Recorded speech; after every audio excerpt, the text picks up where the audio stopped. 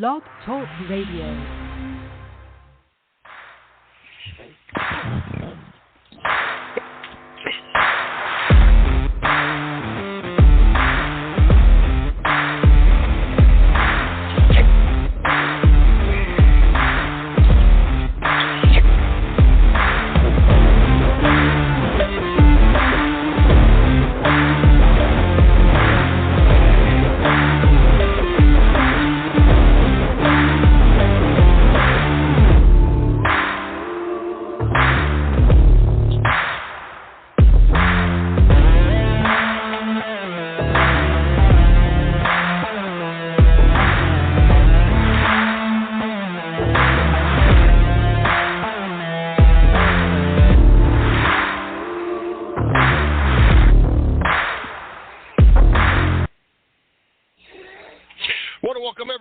To the 110 Nation Sports Show.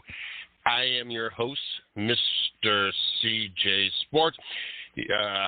Find me here. Glad to be here in the Carolina Sports Plus studio, trying to do two things at once. I apologize. But glad to be here on this hump day.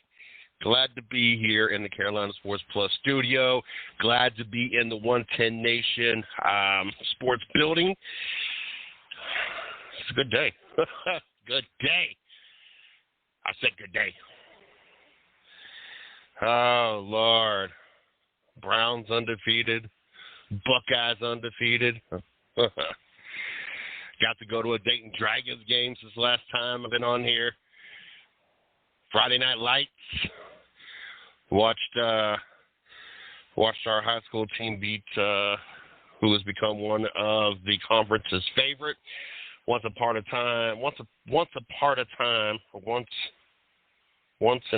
time, or something, I forget how you say that. We were the team. We were the team that represented the conference for the state. We were the one that you went to Cincinnati or Columbus or wherever they held their state and championships games.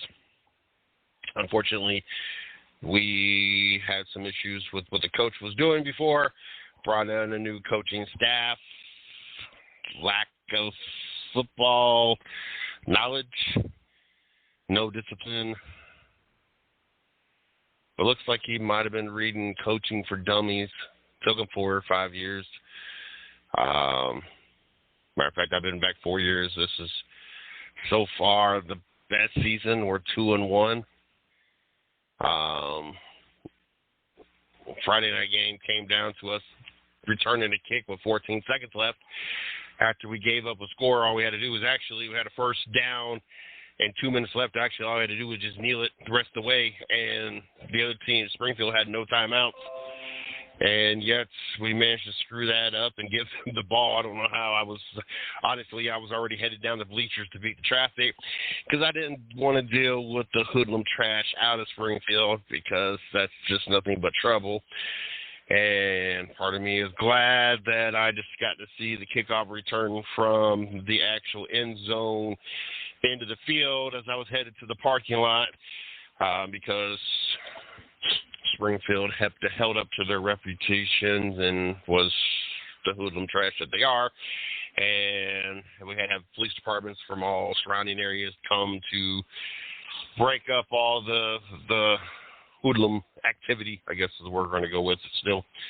But had Friday Night Lights, Dayton Dragons, Cleveland undefeated, still undefeated. I finished with a better record than my co-host and my picks. So it's a good Wednesday. Monday we had the 110 Nation Race Chat Live exclusive. Unfortunately, our guest Dawson Sutton did not make it, but Chris and myself, we held it down.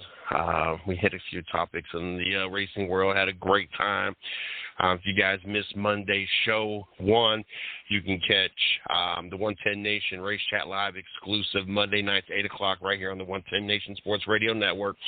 It's a show dedicated to us to have a show just dedicated to interviewing athletes, drivers, track promoters, crew members, anything that really has to do with sports.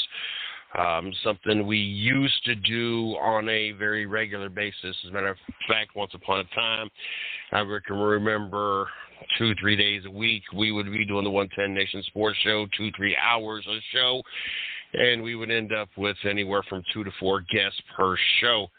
We kind of got away from that, went to more of our commentary, our product, our what word am I looking for? Our material. So we wanted to kind of get back to having athletes on, drivers on. Tuesday nights, if you guys missed last night's show, we got Race Chat Live. Chris, Taz, Miss Lee in the studio. They recapped last week's race in Kansas. So I was trying to think where it was even at. And got you guys ready for this weekend's race at Bristol. I will be catching the replay. Today was a sign day, plus I was catching up with our Thursday show as I finished watching all of the Thursday show. Safety for Success. A show that's got to do with racing. Excuse me. Racing and safety, and the safety of in racing. Make sure you guys catch that 8 o'clock on Thursday night. Last Thursday, you had Donald Parker, the owners of Hades Motor Speedway, on, and they also had Dave Chisholm on. Great interviews, great time with them. And then, of course, Wednesday nights right here on the 110 Nation Sports Radio Network. You got the 110 Nation Sports Show. If you want to make sure that you guys keep up with all the shows, we can do this a couple ways. Either A, which is going to be your simplest way. You can go to www.the110nationsportsradionetwork.com. On there has our shows, it has our videos, it has our blogs, it has our show schedules. And on the right-hand side, got to excuse the cough, as I came down with a little bug on Sunday, and I'm just about over it, but still got a little bit of a cough.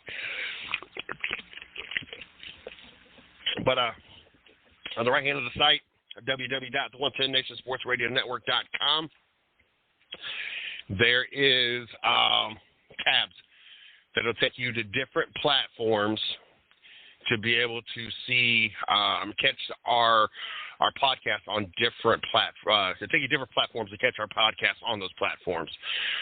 So if you catch your favorite podcast on iHeartRadio, Spotify, iTunes, Spreaker, Blog Talk Radio, Google Podcast, Stitcher, GeoSaven, Podcast Addicts, Deezer, Podchasers, YouTube, or Amazon Music and Audibles, all you got to do is click on the link. It'll take you over there. Just follow our show on those different platforms to help get us in their algorithm, I guess is the word I'm looking for, to help let them know that people are catching our podcast on their platform to help us continue to grow. You can like us on Facebook, the 110 Nation Sports. My personal fan page, Mr. CJ Sports. You can also follow us on Twitter at 110 Nation. Do us a big, huge, solid favor. We've had a few people jump over there today, which we have grown a significant amounts on the YouTube side, our subscriber side, over the last 6 months versus where we had been, actually probably about the last 3 months versus where we had been the previous God knows how many years. Unfortunately, we just never put a lot of effort and energy into the YouTube side of the house. It wasn't really even a thing when we started this 12 years ago. A lot of mistakes have been made, mainly by me. But make sure that you guys go over there and subscribe. Help us continue to grow. That is the easiest way to help a locally owned, a veteran-owned company survive. Help us to grow. Help us to prosper.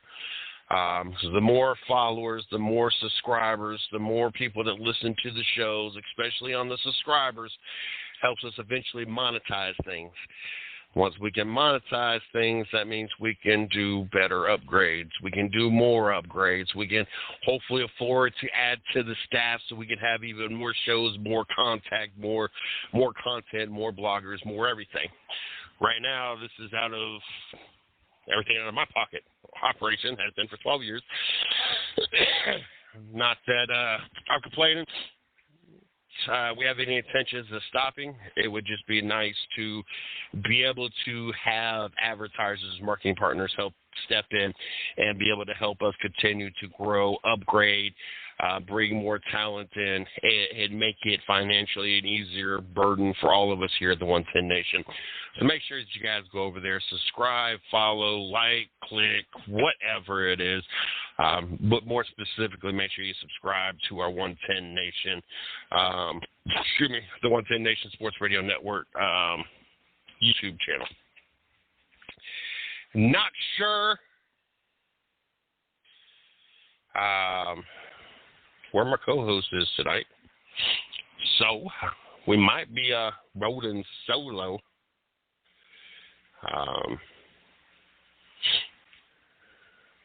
Awful odd to not hear from him, especially since I know that he has seen the show schedule. Now I know he's been doing the fair stuff and everything else. So I know that yes, he shared the show stuff. I know he's been doing the fair stuff, so I know he's been staying very busy. So hopefully we will get him in the studio and be able to join us here real soon. A few things that I want to jump into.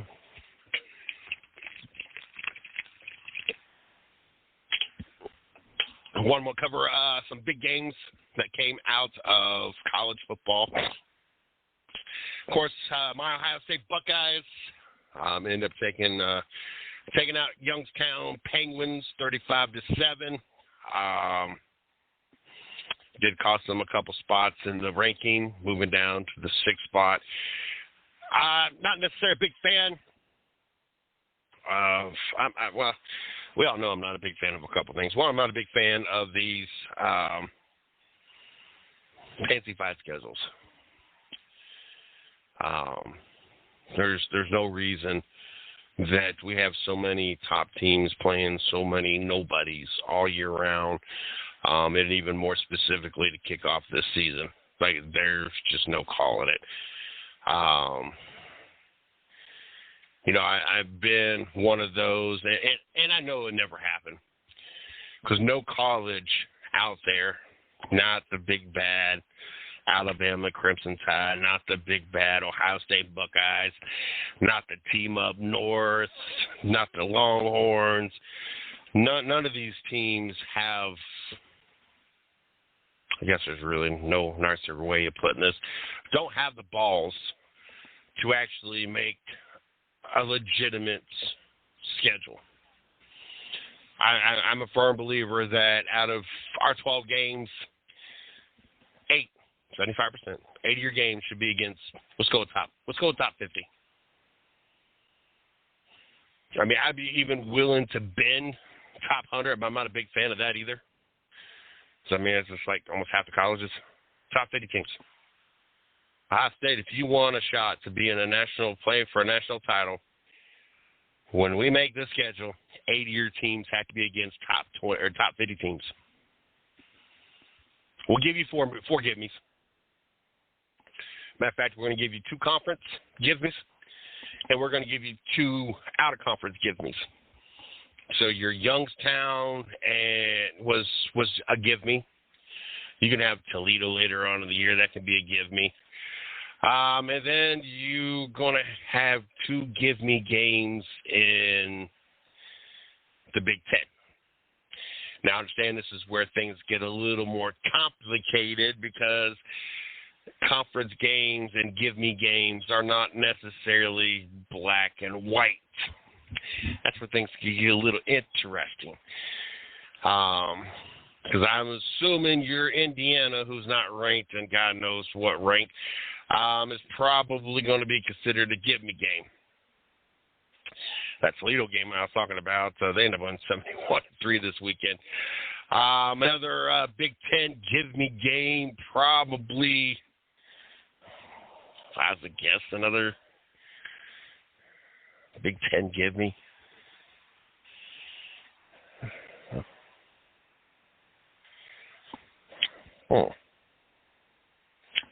Rutgers. That'd be a gimme. So 2 of your games are going to be against the Rutgers and Indiana. 2 of your games are going to be gimme games, Youngstown, and let's just say Toledo. Your other 8 games, top 50. You're going to have to play teams to prove that you are worthy of playing for a national title game. Instead of this, you may play 3 ranked teams all season long. Outside of that, you're not going to play anybody. But that stuff it gets old. It gets boring. Then teams are just like Ohio State. They're punished because they didn't run up 70 points on the score. They scored 35. So now you lose spots in the ranking because you didn't throw up as many points as the coaches poll or the committee or the FBS or whatever it's called determines you should have put up versus the strength of schedule. I'm not big on that as well. I'm not big on these gimme games, all these easy games. I want 75% of our schedule to be hard. I'm also not a big fan of, well, one, the contradictiveness of, oh, I can't believe you went ahead and scored 77 points. Like, why do you just – and then well, you should have pulled your quarterback out at halftime. You guys were up 35-0. How stupid is that to run up the score to 70 points and put your quarterback out there so that he could possibly get hurt for the rest of the season? But if you wouldn't have scored 70 points and took your quarterback out and put your backup in and only scored 42 points and won 42-7 and 77-7, we're going to dink you a couple spots because you should have scored 70-something points, even though you did the smart thing and took out your first-string quarterbacks, your first-string running backs, your first- and second-string receivers, and put in your practice squad out there. We're still going to ding you even though a win is a win. I understand a close win in college football is different, but we don't have to have 77-7 games in order not to punish teams and cost them to lose their ranking. Do I feel Ohio State is playing to their full potential? No. I don't think that they're playing to their full potential as of yet. Quarterback for Ohio State went 14-20, 70% of his passes, 258 yards, 3 touchdowns, a QB rating of 227.9. And I don't feel that we're playing at our max potential. Harrison, 160 yards. Ikabuka, or however you say his name, 94 yards. After that, it really falls off. We're going to have to get other wide receivers into it. You got Travion Henderson, 56 yards. We need closer to that 100 yards per game back. He only had 5 rushes, so I'm not going to hold that against him. But no, I don't feel that we've necessarily played to we've not played to our max potential. But my whole thing with this is one, we shouldn't have to run up a score 77-7 to not lose any ranking. 2, I think it's beyond stupid for college coaches to have your players playing the entire game, especially was at a blowout. I'm sorry, but the fact that we were up 35-7 at halftime, or 28-7 at halftime, our second string, our first string player should have never been out there in the third quarter. Travion Henderson shouldn't have been rushing for a touchdown with 1:46 left in the third. We were up 28-7. At halftime, we should have pulled. Unless you're going to sit there and game plan, you still shouldn't even play the whole third quarter. That's the only reason that any of your starters from Ohio State should have been playing anything really into the third at all, is to try some different things. Maybe make some adjustments. Maybe try one of the other quarterbacks, even though the quarterback did 70%, 200-some-odd yards, 3 touchdowns, no interceptions. I think we're just all used to quarterbacks like J.T. Barrett, Cordell Jones, quarterbacks that just throw the ball, and we're just used to all this read option throwing around and everything else. I think it's just to an adjustment. But to pull people down or pull schools down ranking because they didn't score 77 points when you feel they should score 77 points. It's insane to me. Your top 10 teams, you got Georgia, Michigan, Florida State, Texas, USC, Ohio State, Penn State, Washington, Notre Dame, Alabama. I think that's another crazy thing, the fact that Alabama's in the top 10 with the loss.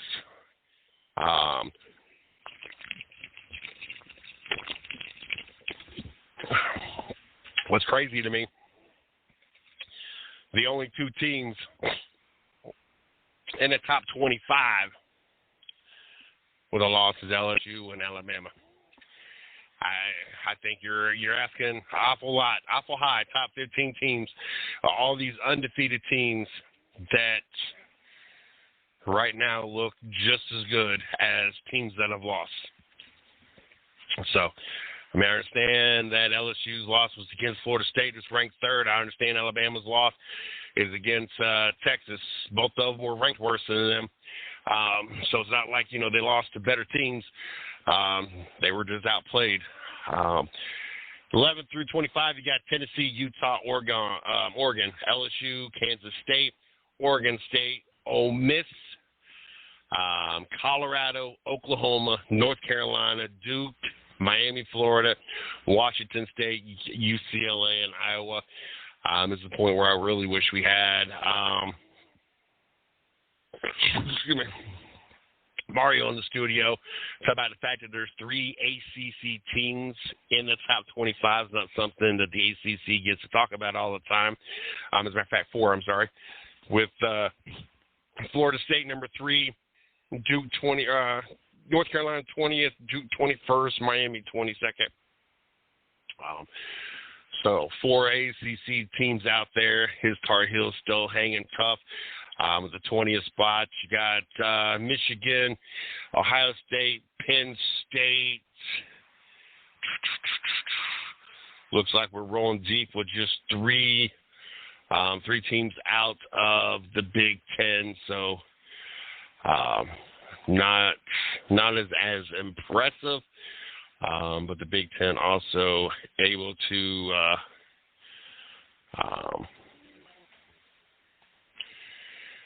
hang tough in there. And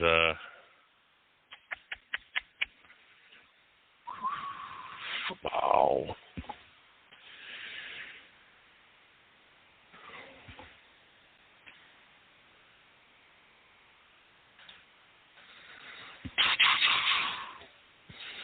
And, of course, we got Iowa as well in the top 25 as well. So we got 4 teams as well.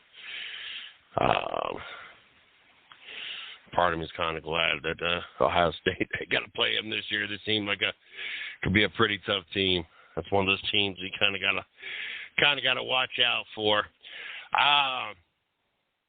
Colorado. I guess this conversation's an inevitable conversation, especially since we had this discussion on last week's show, talked about did the win last week over TCU, over a overranked, overhyped, mid of the pack team that was really honestly overranked going into this season as well. Colorado went toe-to-toe with, ended up winning. Was that enough to solidify, or are we running just off of hype? There's a lot of things that we had to factor into whether or not we was consider what Colorado did, making them legit. I still had my reserve on Colorado. I still have my reserve on Colorado because you just beat TCU, and then which was an overranked, overhyped team, and then you beat Nebraska, who has hardly even been ranked since they've been parts of the Big Ten. I'm not trying to take anything away from Colorado. I think what Deion Sanders has done over Colorado, and I talked about this last week, is a phenomenal job. I want to see how this season plays out, though. I don't want to base my opinion off of, okay, Colorado did this whole transfer portal thing, put them a team together. They watched all this film. They put all their chips on preparing for TCU, an overranked, overhyped team that had no business even being in the national title game last year. Had no business even being ranked in the top 25 this year.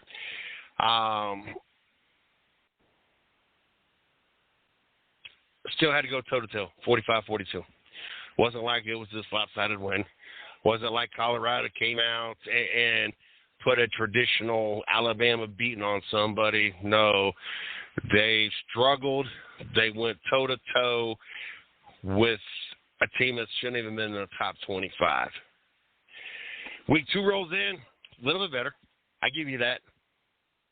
36-14, rolled a little bit better over that Nebraska team, another non-top 25 team. This is where things are going to get interesting. This is where I'm going to start paying attention. I feel you got another give-me game. You got a late game, 10 o'clock game, Colorado State. I know playing your division conference rivals, never an easy task. Ohio, Michigan, Duke, UNC, we can all day long. USC, Stanford. We can sit here and name teams all day long. Oregon, USC, Stanford, Oregon, even all those just out of the Pac-12. But there's no doubt in anybody's mind that Colorado is going to Colorado's going to win that game, go 3-0, improve their ranking right now. Top, I don't know what they are, top 18, top 17. I forget where I just seen them ranked at 18. Then things start to get interesting. Travel to Oregon, gets a top 13 team. I'm still not going to hold a lot of weight on that one. I might wait and see. See where Oregon is at that point. Then things get a little tougher. Then we invite the Trojans into our house. With a quarterback, there's a lot of talk of being a Heisman Trophy candidate. Next couple weeks, gimme games. Well, I'm gonna say gimme games, but I'm not sweating Arizona State or Stanford. It's when you come off that bye. And 4 of your last 5 games against top 25 teams are UCLA, Oregon State, Washington State, Utah. That's where I'm going to see what I need to see. I mean, there's a good chance that you could get to your bye at 5-2. 5-2, decent record. Put you 5-2 in the conference, or actually put you 0-2, 1-2, 2-2. What, 3-2? 3-2 in the conference. So you got a winning record in the conference, 5-2 overall, 3-2 in the conference. All right. You're just a little bit above where everybody projected you to be. It's that back half. How you handle. Is Hunter still part of Travis Hunter? Is he still part of 130, 150 plays? Is he still playing both sides of the ball? Is Deion Sanders' son still playing lights out at quarterback? His defense. Has his defense gotten stiffer? Has his defense gotten stronger? Have they gotten stingier? You can't allow a team like TCU to throw 42 points. That's just not going to happen. You are not going to be considered a legit contender. You're not going to be in consideration of a legit bowl game if you're allowing teams like TCU to run up 30, 40, 50 points on you. It's not going to happen. So even though what potentially is going to be 2 of their toughest games being in the first 7 games, I'm really interested in the back half of this schedule. I'm curious to see where UCLA, Oregon State, Washington State, Utah will be.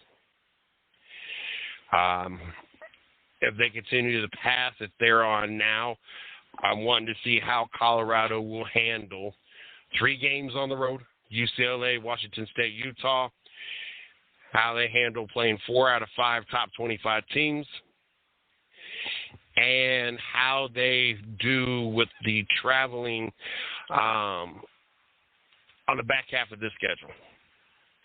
With the weather, the traveling, everything else going on. Like I said, I'm just not ready to be all in on Colorado thing. I'm just not. Like, I'm very impressed with what they've done. And as long as all the stars align, sure. But you're asking every Saturday for everything to stay in the line for you. No upsets, no injuries, no off days for anybody. Like, you are so stretched with how you game planned this year that you damn near got to play flawless football. It's just facts. Oh, Lord. Week 1 in the books, college or NFL football. Like I said at the beginning of the show, I started off week 1, 9-7.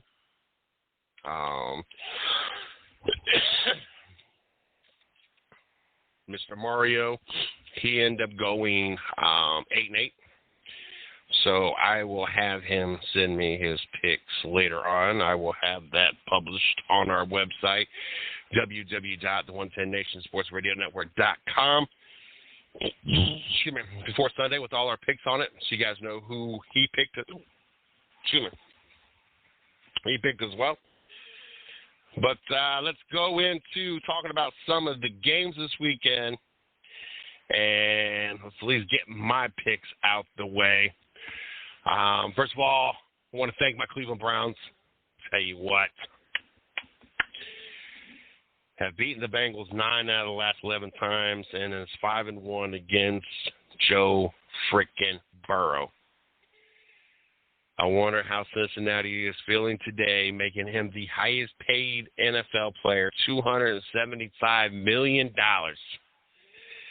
That's a lot of Benjamins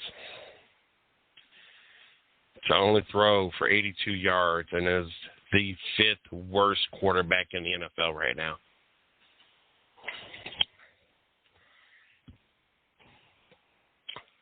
I'm not saying, but I'm just saying.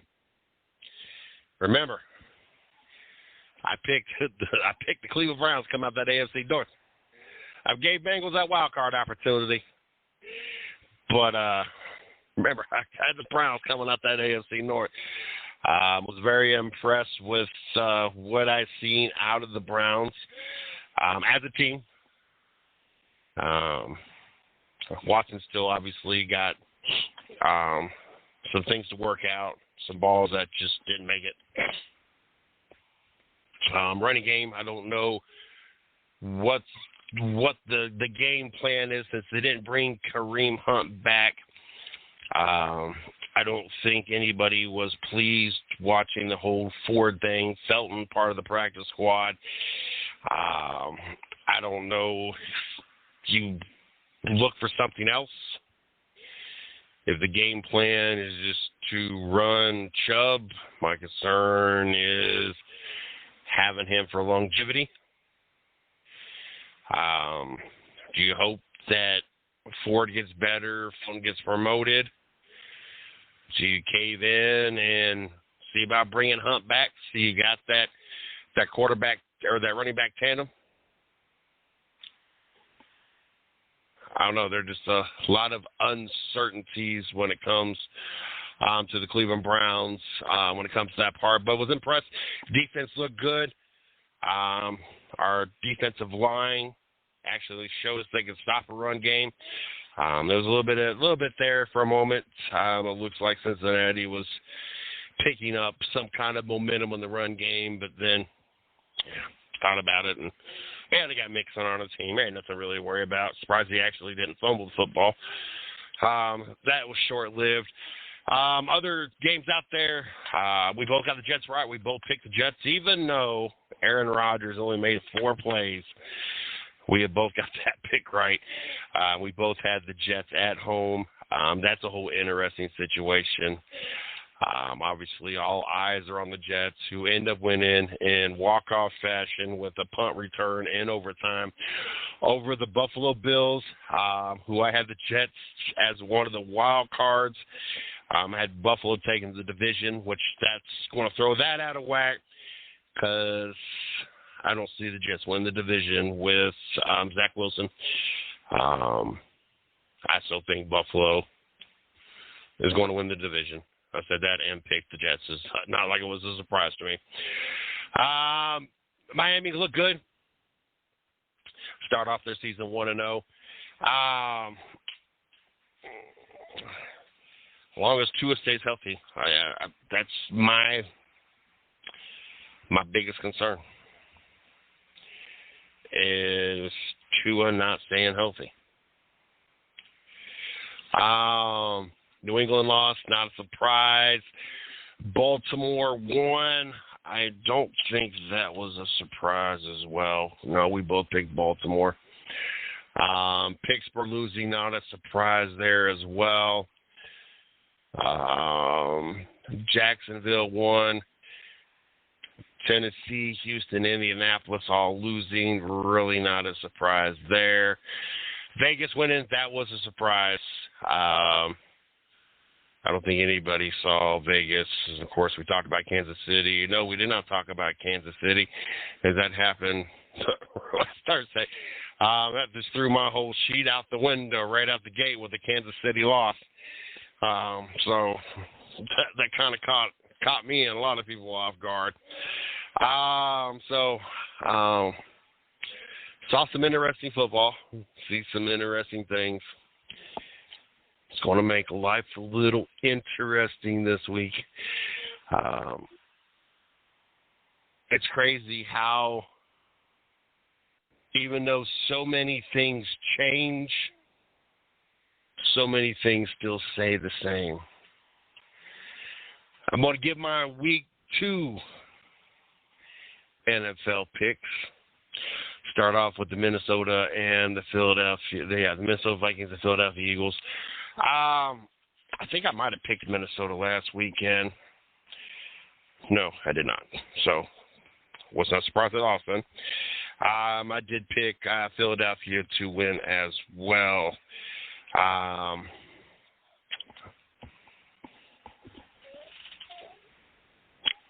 think at home, because I picked Philly to win this division.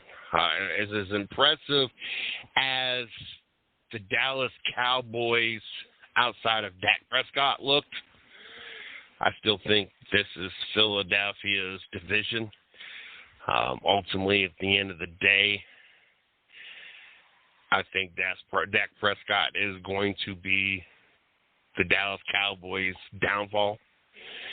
That is what's going to keep them from being Super Bowl bound, as that was the weakest link.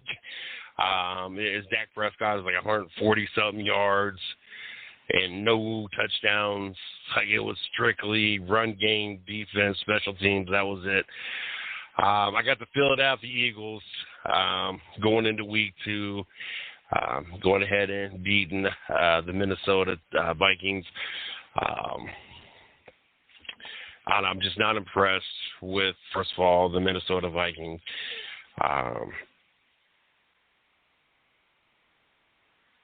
There's a lot of quarterbacks that Kirk Cousins is better than. But at the same time, he's just an average quarterback. He's just a game manager. He's not going to wow you with his arm. He's not going to make these deep balls or phenomenal throws. He's going to keep the turnovers to a minimum. He's going to give you an average amount of yards. He's going to keep you in the game. Everything else is going to have to fall into suit. With this defense being as good as it is, this Eagle team, and even Kelsey coming back to make one more run at it for the Philadelphia Eagles, I don't think there's anything that the Minnesota Vikings can do against the Philadelphia Eagles. Green Bay at Atlanta.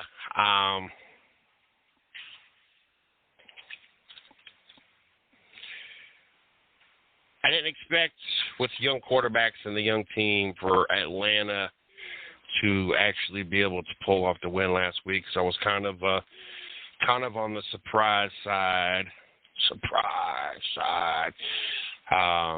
That the Atlanta Falcons were able to come out of the week.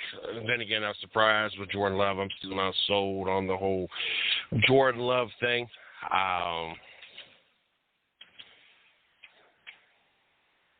We'll see. You got game one.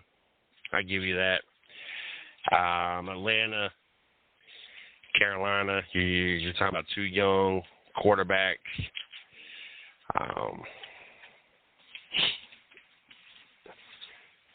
Atlanta obviously was more prepared for this game. Green Bay, you got lucky. You played a Chicago team that looks like they might have even got worse in the offseason. I don't even know how that's even possible.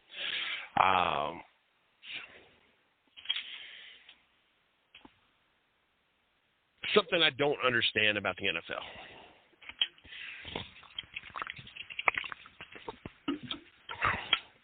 And we don't. They make the same mistakes year in, year out. Quarterback has one good year. Oh, he's quarterback. He's NFL ready. No, that's not usually how it works. How many quarterbacks are no longer quarterbacks, are backups,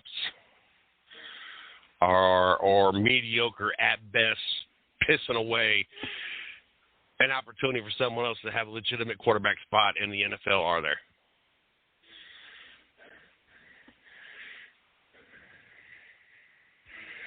I mean, let's be honest. Well, Jalen Hurts had, 1 year? Good? College? Done all right. Can't use Green Bay or Atlanta. Both those quarterbacks are essentially on rookie deals right now. So we'll see. Baltimore, I don't remember if Lamar Jackson had 1 or 2 good years. Ain't mounted to nothing. You throw out the unanimous MVP. That is one of the biggest and dumbest arguments to have. Well, he's a unanimous MVP. Okay. That's like in NASCAR, being voted the most popular driver. What does that accomplish? Did you win a championship? Did you have the most points? Did it mean you had any wins? Any trophies? Anything? Like, the whole argument, well, he was unanimous MVP. One, he should never been the only unanimous MVP or unanimous MVP, period. But an individual award in a team sport is about the most worthless piece of paper you can actually own. Joe Burrow had 1 good year at LSU? I'm not going to say that's mediocre. I don't think he's going to win a Super Bowl. I've been preaching that for years. But he made it to the Super Bowl. I don't care. The Bengals have made it to the Super Bowl 3 times. They ain't never won a Super Bowl. Want to hear another stupid argument I get to have on a daily basis? People want to throw up the argument because I live in Ohio. I'm a Browns fan. They're a Bengals fan. Well, at least we went to a Super Bowl. You've lost 3 Super Bowls. So at least we went. Okay, got 8 championships. That was so long ago. Okay, 2 of your Super Bowls were so long ago. Only one of them is even recent. You still lost. Now you upset because I could say we have 8 championships. You can't even say that. So long ago, you had the same amount of years. Well, it's not the same amount of years, but you had all these years to win something, and you've won nothing. I would rather have 8 championships saying that I won first place 8 times. I was the best team 8 times in my history than never be able to say I was the best ever. So all those people that want to have this argument, well, Cleveland, they've not even won a Super Bowl. They've won championships just because it was called something else. Well, it was so long ago. Well, how many Super Bowls or championships have you won? If you've not won 8, or if you were not an undefeated team, because little inside fact, the Browns were the first undefeated team and did not lose. Won it all. That's another argument I hate having. Well, it was less games then. Okay, less games when the Dolphins did it. People still recognize them. There were going to be less games when the Patriots. And obviously we was going to recognize them because we still recognize the Giants as the team to stop it. Well, the competition was different. Okay, competition's been different throughout the years. There's been times that there's only been a team or two that's been worth a flip. And there was a point in time, I swear, that the Buffalo Bills and the Dallas Cowboys teams were the only 2 teams in the NFL. And we watched the Bills go to 4 Super Bowls in a row and Dallas go to like 4 in a 6-year stretch and became America's team and everything else. I mean,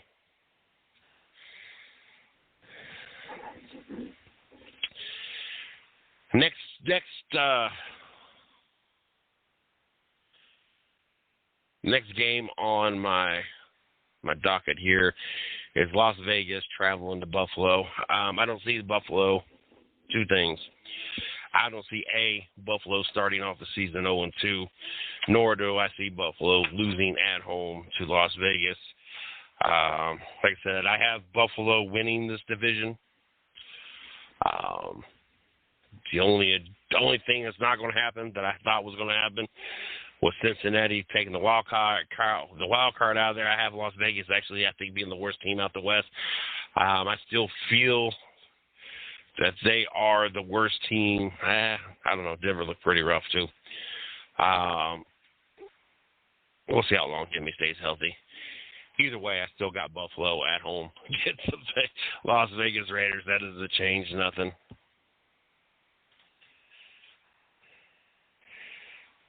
Tell you what, Jimmy Garoppolo got up.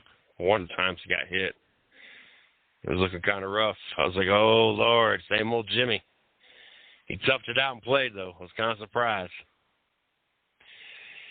Next game on the list, the Baltimore Ravens and Cincinnati Bengals.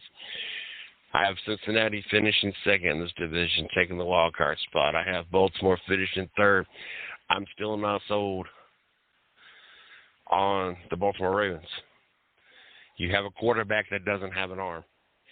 You brought in a injured pro receiver as your fix to help try to make your offense better. So you brought in a receiver that can't stay healthy for a quarterback that doesn't have an accurate or deep arm.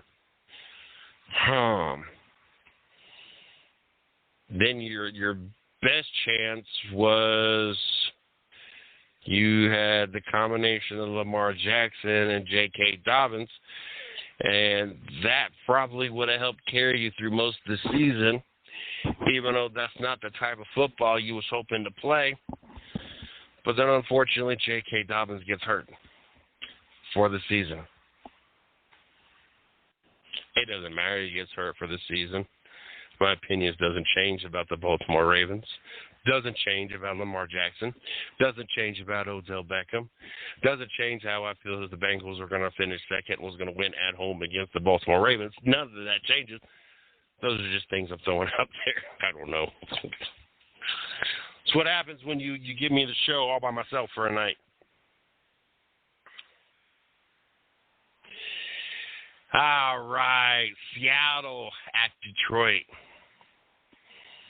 See, this might be the first interesting tough pick. Seattle, who was not supposed to lose in week 1. Seattle, who look at that, even have the Browns in the play. If the playoffs were to start today,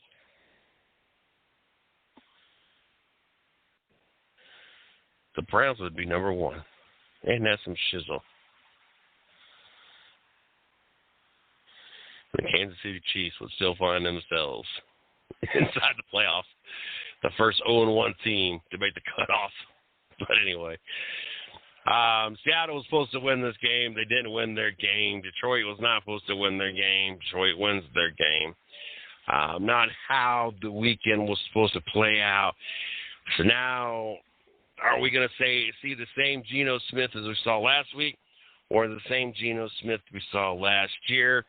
We can see the same Detroit Lions team that we saw out of Detroit most of last season and last week, or do we go back to seeing the Detroit Lions we all know and hate? I think at home, we're going to see a Detroit Lions team go 2-0. Be a crazy world. I think I saw something that Detroit, Cleveland, Jacksonville, and it seemed like it was one other team for the first time in history, all are 1-0. How crazy would it be if Jacksonville, I don't know who they're playing right now, top of my head, Kansas City, so not looking good.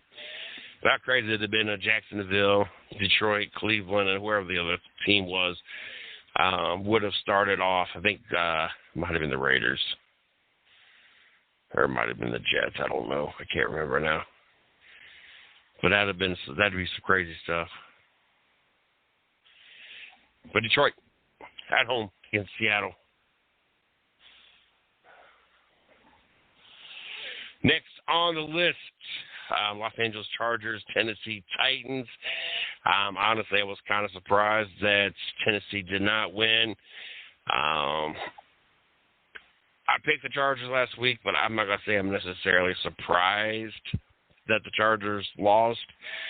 It was a close game. It was a good game. Tough opponent. So, I think it was Denver. So I'm not going to act surprised. It wasn't Denver. Denver lost. Who was it? I forget who Miami played. Who Los Angeles played.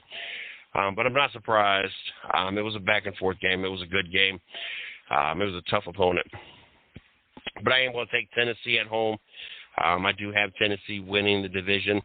I think this is one of those divisions, again, that'll barely be a 500 team to win the division.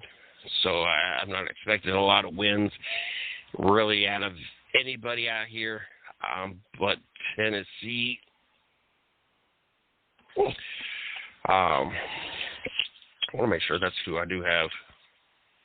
Just double check my facts here. Yeah, I have Tennessee. Mario had Jacksonville. I just want to make sure. But I do have Tennessee at home against Los Angeles. Tampa Bay and Chicago. Tampa Bay looked all right.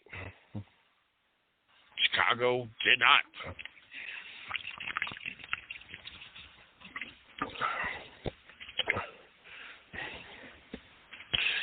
So I pick a Baker Mayfield team. So I pick a Justin Fields team. I think this one more so comes down to the home field advantage. That's what I'm going to go with. I'm going to take the Tampa Bay Buccaneers over the Chicago Bears. I think the Bears are going to do something different. I just don't think this is working. I don't know if it's the lack of protection, the lack of confidence in Justin Fields throwing it, or the lack of him being able to throw it. But, You can't have a quarterback running around all over the place and expect good things to happen, and they've not happened, and they're continue not to happen. You know, I said all roads go through Kansas City, and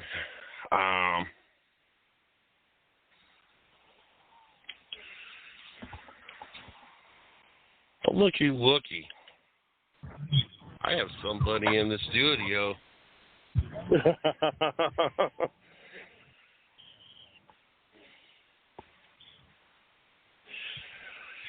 Oh, Lord, I got my co-host Mario in the studio. Mario, how are you doing?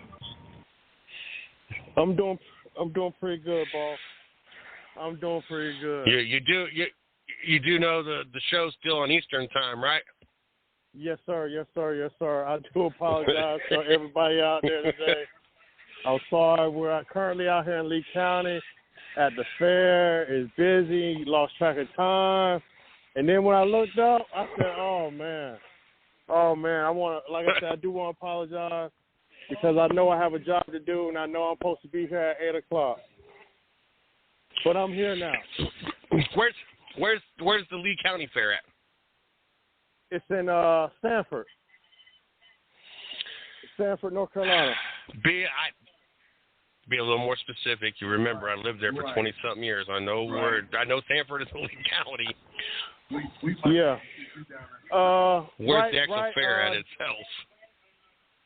Oh, it's off Colin Road, right by off 87, right before you get to US 1. 187, right before US 1. One, yep. So right before before the what's that city in between there and Chapel Hill? Pittsburgh.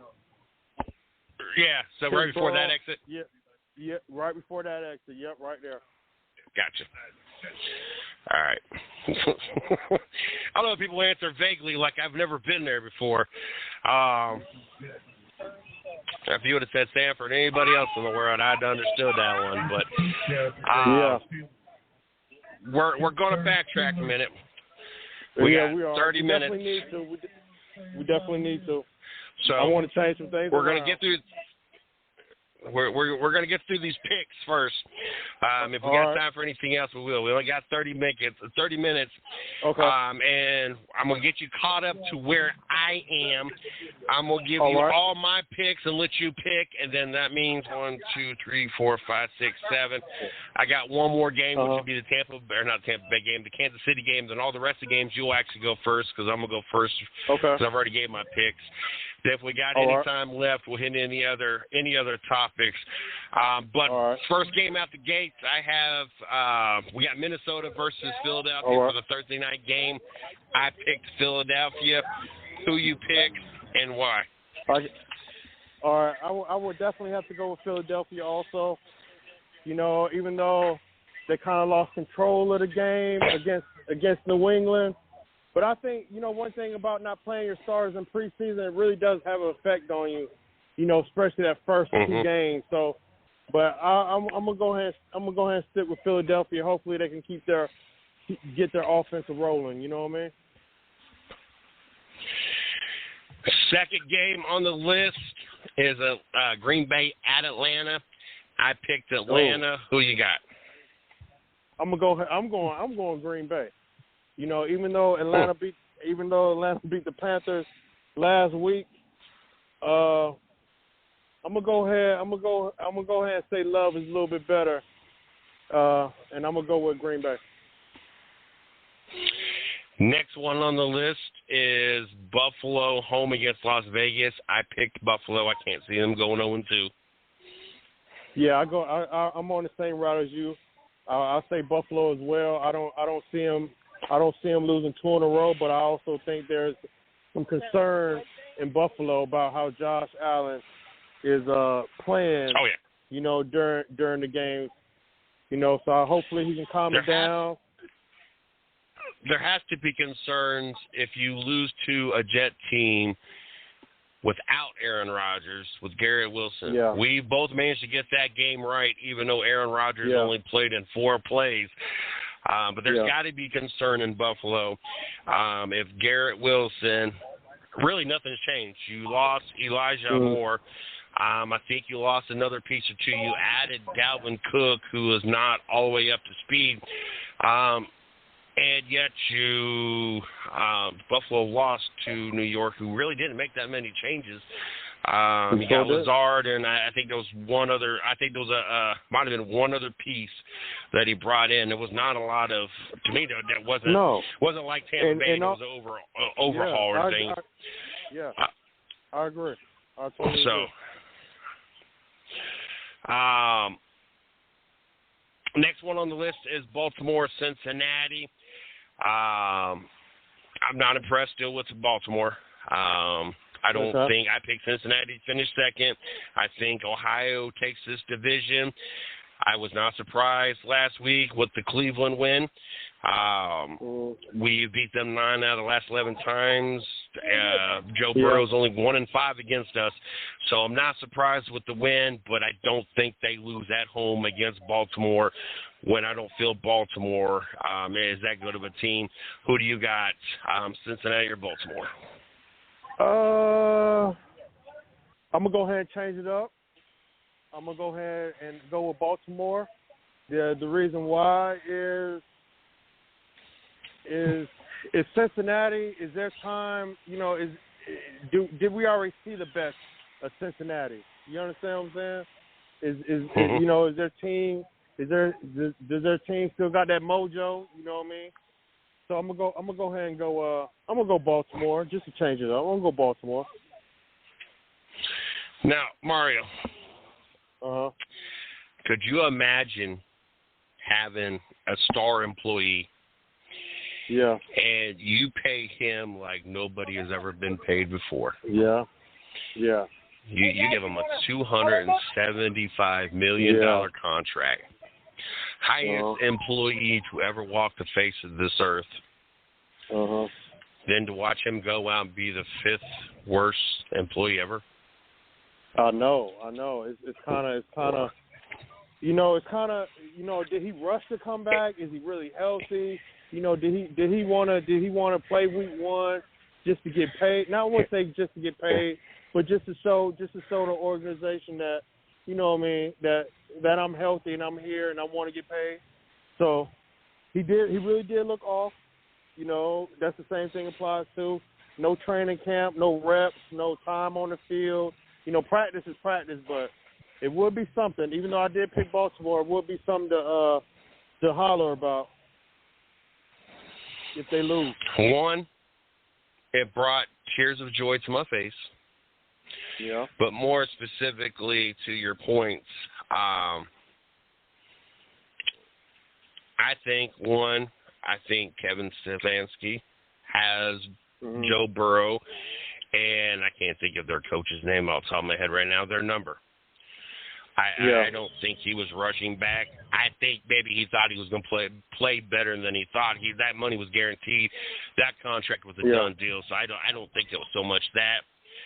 I just think that for some reason, and this was brought up, the Browns have the Bengals number, just like the Bengals have Kansas City's number, just like Kansas City has Buffalo's number.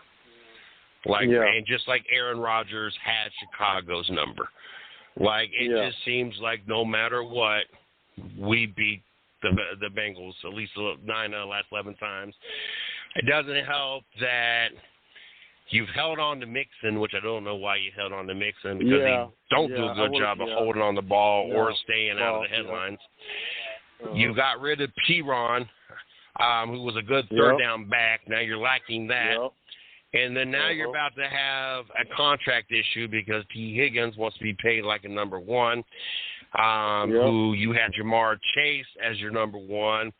And I have no problem with him being your number 1 as long as he doesn't go back to the dropsies, because that was a big issue with Jamar Chase, which was so entertaining in any game I went to, because it seemed like every pass that went to Jamar Chase, he dropped.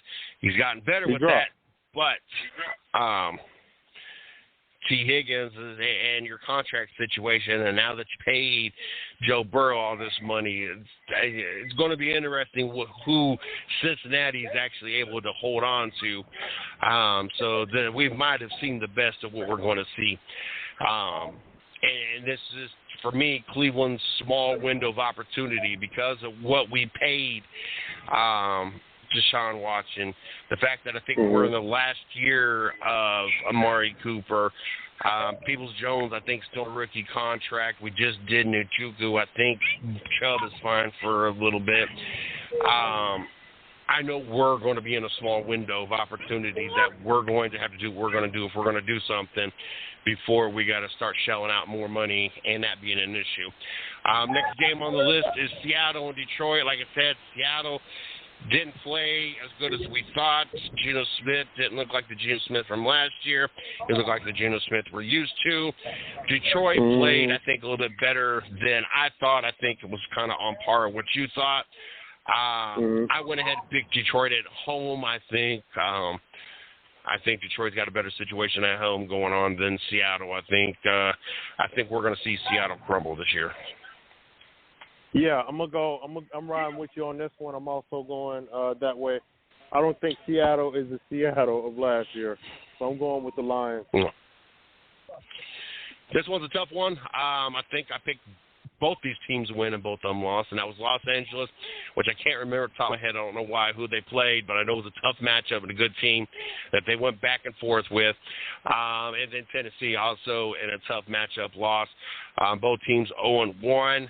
I do have Tennessee win this division, so therefore I can't afford to have Tennessee, or do I think Tennessee is going to go 0-2? And I don't know if he was on the air yet when I mentioned this, but if the playoffs were to begin right now, the Cleveland Browns would be the number one team in the AFC. I don't think I've ever seen that. But anyway, I picked Tennessee to win against Los Angeles in Tennessee. I'm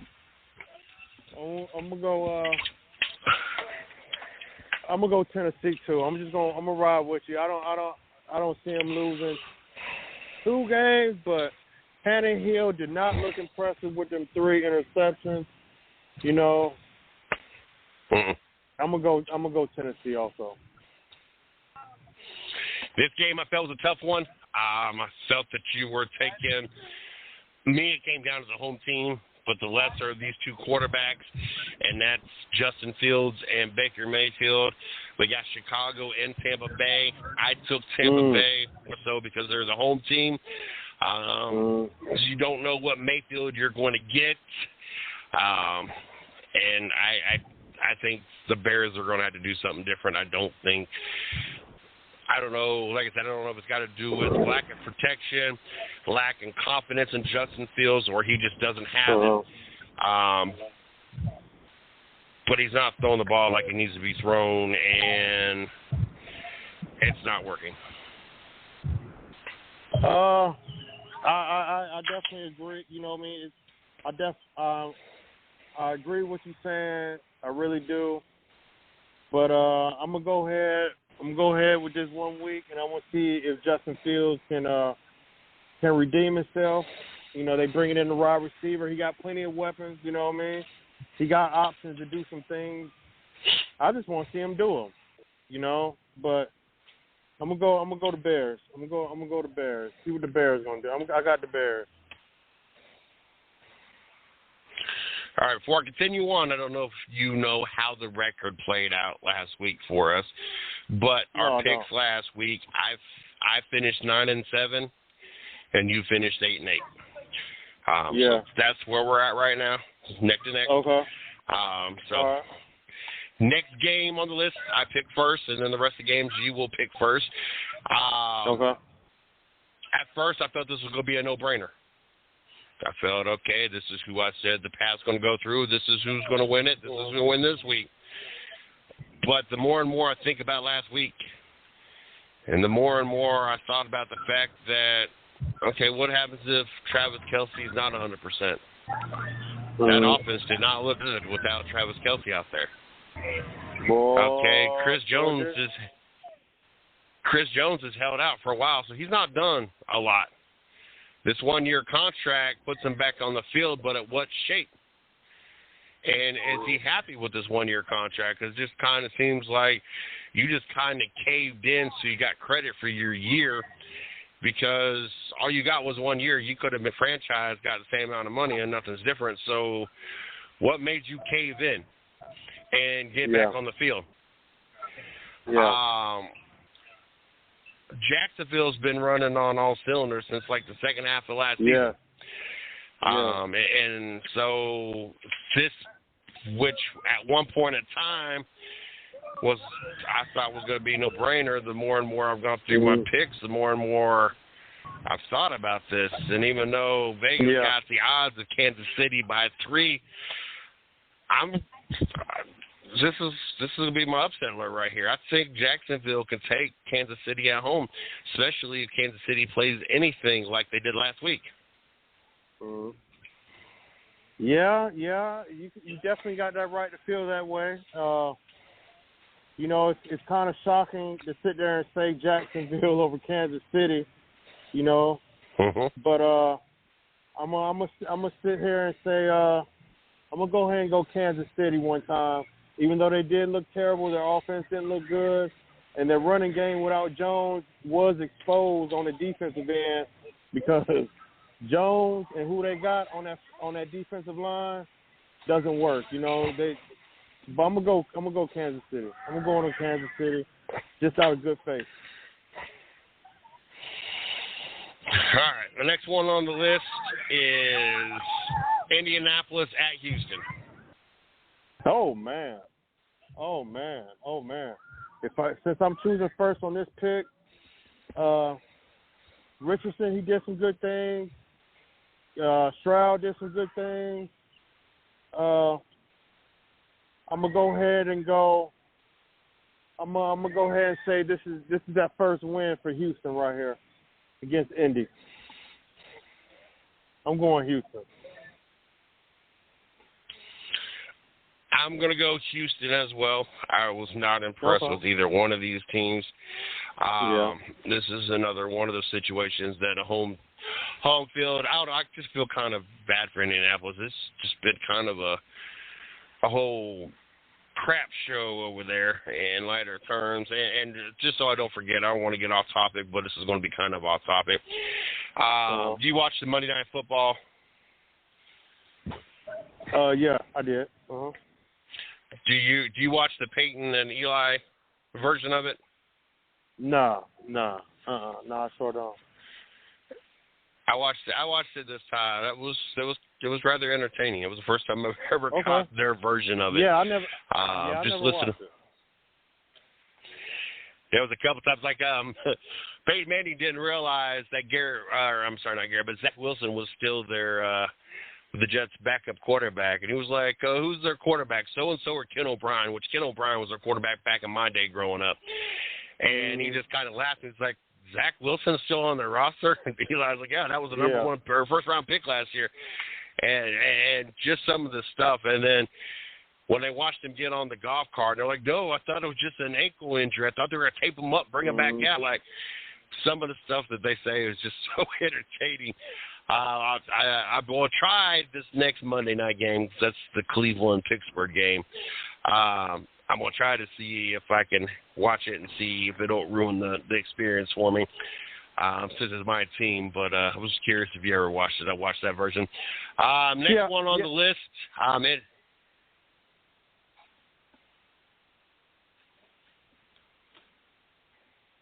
Next one on the list is San Francisco at the Los Angeles Rams.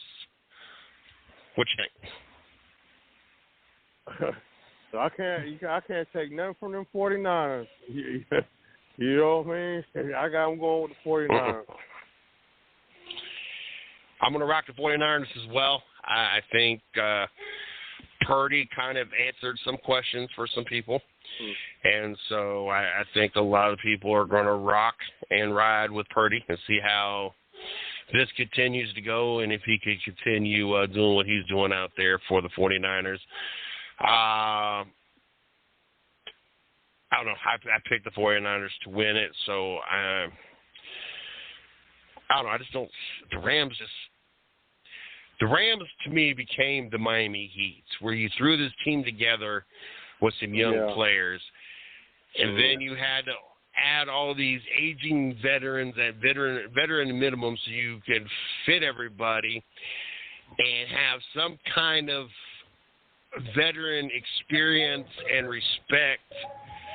But then once all the young talents went every which direction, it left you with kind of all the old veteran players that are not going to win you a championship. Mm-hmm. And that's just kind of how I see the Rams at this point. I mean, hence they just won like 2 years ago, but I just don't. I don't know. I don't see them as a threat. I don't know why. I just don't see them as a threat. I don't even know if I even picked them as the top two teams out of the West. I might have picked Seattle over them. The next two on the list, I think there was no surprise of Arizona. I think we were more surprised by the Giants. I don't think, for the most part, anybody was surprised by the end result and who won the Giants and Cowboys game. I just think we all thought it was going to be a closer game than that. Cardinals, I don't think there was really any expectations or really any surprise they lost. Mario, who do you got? I'm going with the Giants. I just don't see them doing it again. You know, even though field conditions were bad, you know, and rain and wet balls and all that type of stuff, interceptions, fumbles, I just didn't picture 40-0. You understand what I'm saying? But, no. But it is on. You got with Daniel Jones signing that big contract. You know, it really does put a lot of pressure on Daniel Jones and the head coach. You know, because they definitely got to figure it out. Just because the head coach had to sign off on, you know, giving him that big contract, so he kind of figured that, you know, this is something that he can work with through his coaching career. So I'm gonna go ahead and go Giants. I'm going Giants as well. I have no confidence in Kyler Murray or anything that the Arizona Cardinals. I think they're going to have to rebuild that whole situation. It's beyond me. Well, I'm going to say what I'm going to say, but then that could be followed up with another statement. My first statement was it's beyond me why they paid Kyler Murray the money they paid him, especially him admitting that he doesn't study the playbook. But then we watched the Giants openly pay the money they did for Daniel Jones, who's not much better. But anyway, so I guess that's tick for tack on that. But I think the Giants are going to win this game. The next game on the list is the Giants at Dallas. No Rodgers. I don't think it really makes a difference. Like I said, you got all first picks the rest of the time, but I'm assuming we're both picking the same one. I don't think it would have made a difference if Aaron Rodgers was out there playing or not, unless he would have lit that up last night like we have never seen it lit up before. Who are you going with? I'm riding with you. I'm going Cowboys. Yeah. Even though even with Aaron Rodgers, unless do what? I said even though the Jets defense, you know, showed out and they are going to keep them in some games, but I just don't see them keeping the stamina throughout the whole game. You know what I mean? So I'm definitely going Cowboys. You know, if Aaron Rodgers was playing, I feel you had a better shot. Yeah. Because the Cowboys' special team and defense showed up and are as good as advertised. So I think if Aaron Rodgers is playing, I think you have a chance to go toe-to-toe. I think that Dak is not who Dak thinks, or Dak is not what he's paid to be. He's not that good of a quarterback. He's paid way more. He's overvalued. And so when you cross-reference the age versus the experience versus the offensive lines versus the chemistry, I think you kind of even almost all of it out. I think because of the fact that Dalvin Cook has not been over in the Jet system, but for a few weeks, you might give the running game to the other side. But I think your receivers are pretty much in line. Your 40-year-old quarterback versus Dak Prescott's pretty much in line. I think your two differences that would have made, even if Aaron Rodgers would have been playing and why it still would have went to the Cowboys, is one, the coach, and two, the special teams. I think the Cowboys outperform on both of those. You throw no Aaron Rodgers, that's 3 out of really 4 categories out the gate no matter what. But we're both going with Dallas. I don't think that's a surprise. Washington winning to me was a surprise. I don't remember if I took them or not. I don't remember who they would play. But just seeing Washington, no, I did pick them. We both picked them. They must have played someone really bad for us to both pick Washington. Probably someone as bad as, Arizona. I don't know, maybe the Denver. Is that who they played? Well, it don't get much harder this week because they're playing Denver. Interesting game. I don't know if Denver fixes. I don't know if there's even fixing what they've got to fix. Who you rolling with?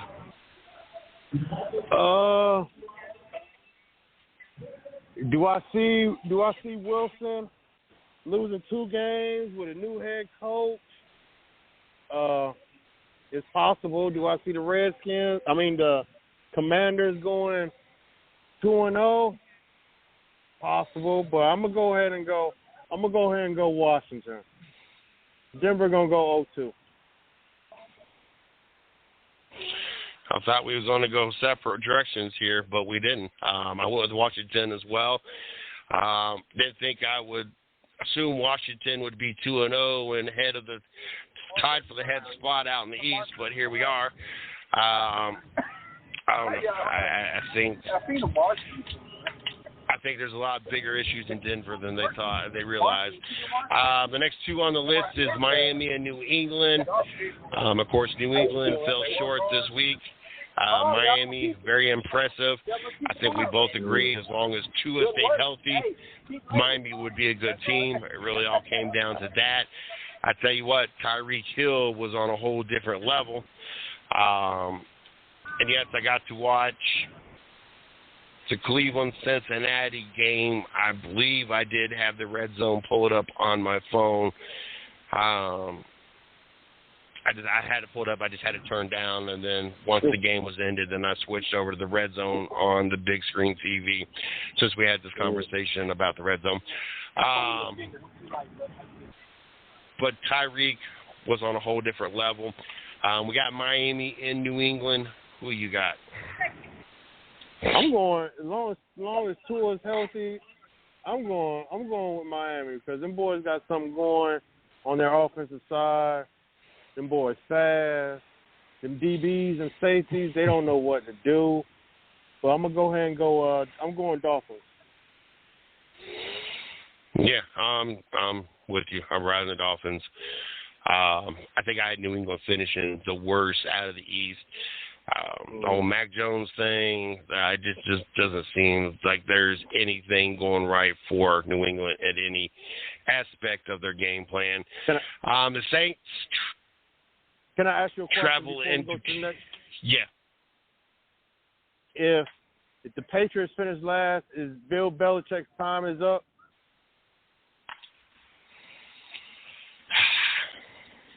No. Okay.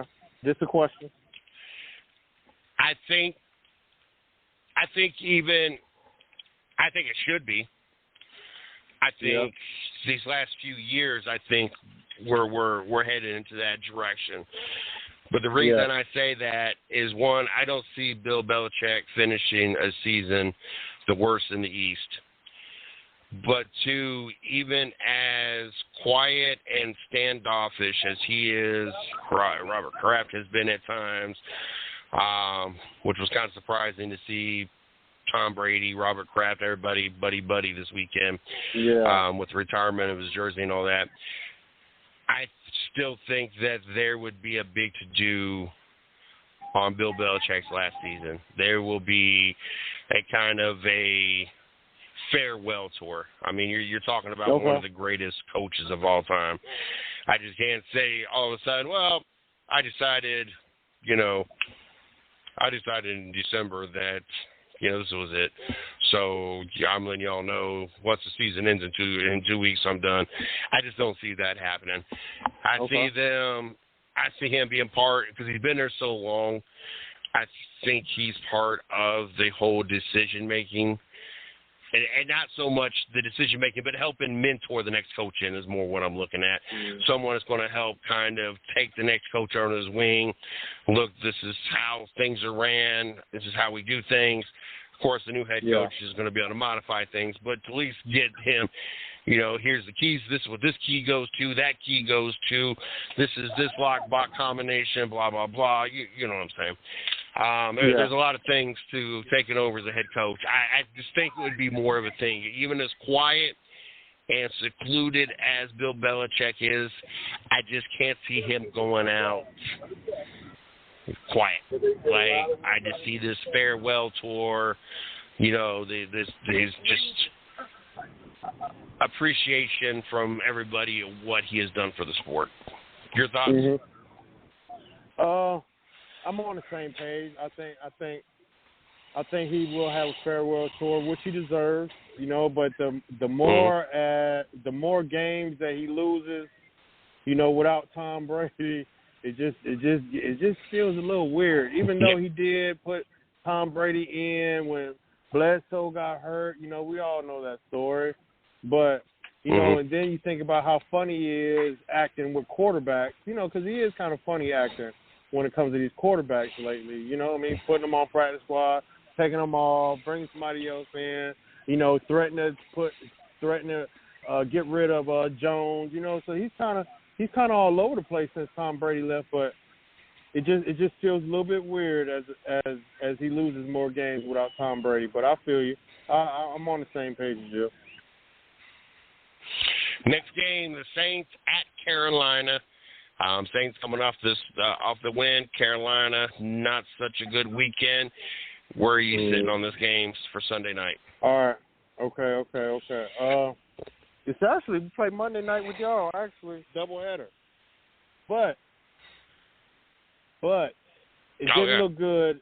It didn't look good as far as how things went, with 2 interceptions with Bryce Young, same spot, same situation, and he gets a lot of opportunity to throw the ball, but the ball is not getting down the field. You understand what I'm saying? Just averaging 3.8 or 4 yards per throw, I believe it was last week, if I'm not mistaken, off of 28 plus passes. It just doesn't, seem right. Screens and bubble routes, slant, they're only going to get you so far, just because the safeties don't have to play up. They can just sit in the middle of the field and just look at the quarterback, so it does have an effect. But there's no way that I'm just being real with you. There's no way that I'm picking the Saints over Carolina. So I'm going Carolina. I would really love a win. Could I see him losing? I can say yes, I could see him losing. But do I want them to win? Yes, I do. But it just doesn't feel right. It just doesn't feel right. So I'm going Carolina. Well, I can see them losing. I'm gonna pick the Saints. Yeah, I know. The last game, doubleheader. Monday night, we got Cleveland and Pittsburgh. Cleveland is favored 2.5 points, which I'm kind of surprised, especially being in Pittsburgh. This rivalry is also kind of taken a twist, a turn for the better for Cleveland. It seems over the last few years we have done better with this series. I'd be willing to bet in the last 3 years we're probably above 500, not by much, but above 500. Probably like a 6-4 or a 5-3 or something to that nature. Probably 6-4. We might be 5-5. At one point in time, Pittsburgh owned us as well. I have Cleveland winning the division. I have Pittsburgh finishing last in the division. I think Pittsburgh's got a lot to do and continue to rebuild. I think, honestly, and this is where I'm having a hard time separating the sports host, blogger, commentator, whatever you want to call it, separate that from the sports fan. I could imagine what it was like, especially like that 15-1 season, that Carolina fans thought that they were going to win a Super Bowl, and try to do this.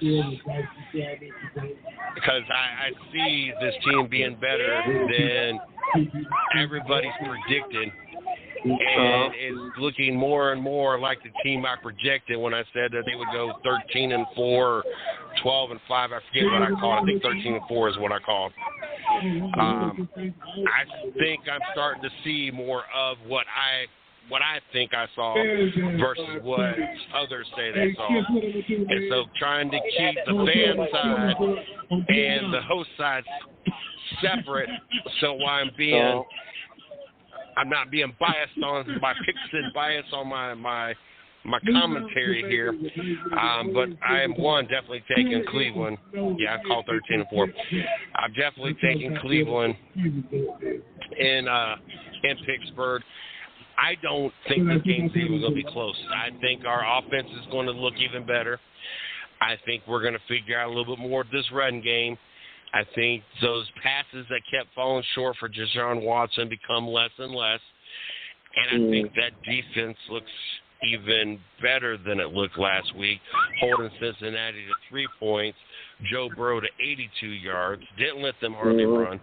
I think that defense I think every week we make this run, I think the defense more specifically will become more and more confident. And I am the biggest firm believer that offense wins you games, defense wins you championships, and this defense can feel that they are a championship defense. Just $5 even. My prediction might even exceed itself because we might not just lose early in the playoffs like I called. But I'm definitely Cleveland. Oh, yeah, me too. I'm going Cleveland as well. All right. We got our picks. We're going to get things wrapped up as we're past our time. I talked a little college early on. I will be cutting at least this segment of the show and getting it out before Sunday so everybody knows what our picks are. Like I said, going into this week, I am 9-7. Mario's 8-8. Don't forget, Monday nights you guys can catch the 110 Nation Race Chat Live exclusive, 8 o'clock right here on the 110 Nation Sports Radio Network. This show is kind of taking us back to our roots, getting these drivers, these athletes, these track promoters, these crew members, those that are involved with sports back into the studio, get us a chance to sit down and bring these people to you, and we get to know these people, they get to know our fan base, and so on. It's been a real pleasure and a real honor the last few weeks to be able to do this. Next week is even a bigger honor and a bigger pleasure because we have Dylan Martin joining us in the studio. Dylan Martin was one of our very first interviews. I can remember we were still new as a show. As a matter of fact, when I started doing this, the blog and podcast were brand new things. Like, I had to ask people what blogs were, and I had to Google what a podcast even was, because that was all brand new stuff. And so we were new to this. Dylan Martin was new to the racing life and interview life. We had him on the show. I had enough questions for a half-hour-long interview because we kept everybody for about a half hour. About 5 minutes later, after he answered every question with one-word answers, yes, no, maybe, I don't know, no, 1, 2, 3, 5, that was it. 5 minutes later, the interview was done. I had 25 more minutes of time allotted for Dylan Martin, and Dylan Martin went through 30 questions in 5 minutes. You fast forward to the last time we had Dylan Martin on the show, I didn't have enough time on the show. He talked so much. We've had his brother on. His brother was a former college football player, went to the racing side, went to the racing broadcast side. I think he just finished up broadcasting. I'm not sure what the plans are now. I'm not sure if he's still doing the broadcasting. I could have swore he posted something within the last 2 weeks saying this was the final episode. But we've had Brandon on as well. We've had both of these guys on at the same time. I have had tears laughing so hard coming down my face with these guys on. But we got Dylan Martin joining us Monday night. Families of the network. We've had other people on the show because of the Martins. Looking forward to having Dylan Martin back on the show and be able to reconnect with somebody that was on our show probably damn near 20 or 10 years ago. Don't forget, Tuesday night, you got Race Chat Live. 8 o'clock, you got Chris, you got Taz, you got Miss Lee. This week's episode coming up, they should be recapping Bristol. Yesterday they recapped Kansas and predicted Bristol. I will be cutting videos to get that on our YouTube channel starting tomorrow. Then, of course, next week, Mario and myself will be back in the studio, 8 o'clock, right here in the 110 Nation Sports Radio Network in the Carolina Sports Plus studio to recap Week 2 of the NFL, recap Week 3 of college football, give our predictions in the NFL, hit on any of the major stories coming out of all sports. And then, of course, Thursday nights, we got Safety to Success. It's a show's got to do with safety and racing. Jared had the owner of Hades Motor Speedway on the show last Thursday, and he had another guest on as well. I just finished cutting the videos for that. I will be dropping those once I get off the show here tonight.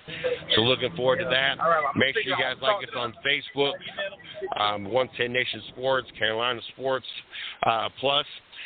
Make sure you check out the website, www.the110nationsportsradionetwork.com.